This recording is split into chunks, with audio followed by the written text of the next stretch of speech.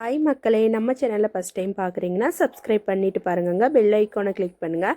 நான் ஆள்னு கொடுத்தா மட்டும்தாங்க நம்ம போடுற வீடியோ எல்லாமே உங்களுக்கு நோட்டிஃபிகேஷனாக காட்டும். இன்றைக்கி எங்கே போகிறோன்னு பார்த்தீங்கன்னா, இன்றைக்கி வந்து அஜுவோட ஆச்சி வீட்டுக்கு தாங்க போகிறோம். அவங்க அம்மா வீட்டுக்கு தான் போகிறோம்.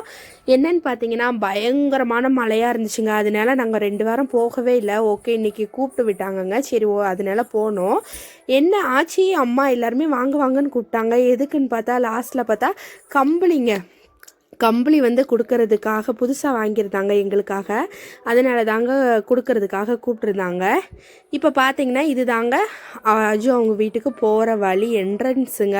அங்கே பார்த்தீங்கன்னா செம்மையாக இருக்கும். ஃபுல்லாமே இயற்கை மட்டும்தாங்க இருக்கும். அவ்வளோ ஒரு அழகாக இருக்கும். அங்கேருந்து பார்க்கவே வியூவெல்லாம் செம்ம வியூவாக இருக்குங்க. மழை வேற பயங்கரமான மழை. அப்போ அஜுவும் தம்பியும் காருக்குள்ளே இருந்தாங்க. நான் சீக்கிரம் வந்துட்டேங்க. அதனால ஆச்சி வந்து தம்பிக்கு மட்டும் கொடையை எடுத்துகிட்டு வந்து பிடிச்சி வீட்டுக்குள்ளே கூட்டிகிட்டு வந்தாங்கங்க. அஜு பின்னாடி ஓடியே வந்துட்டாங்க.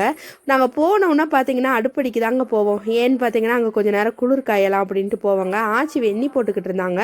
அப்போ ஆச்சி சொன்னாங்க உள்ளே ஒரு சில்வர் மூடி மாதிரி போட்டிருந்தாங்க. பார்த்தீங்களா, அந்த சில்வர் மூடியை போட்டால் நம்ம வந்து சுடுதண்ணியை வந்து அவங்க குளிக்கிறதுக்காக டக்குன்னு காஞ்சிருமாங்க. அந்த பாத்திரம் ஹீட் அந்த மூடி வந்து ஹீட் ஆக ஆக தண்ணி ஹீட் ஆயிருமா, அதனால சீக்கிரமாகவே காஞ்சிரும்னு சொன்னாங்க. எனக்கு வந்து இங்கே பார்த்தீங்கன்னா இது வந்து எஸ்டேட் வீடு தாங்க. சூப்பராக இருக்கும். எனக்கு எஸ்டேட் வீடுனாலே ரொம்ப பிடிக்கும்.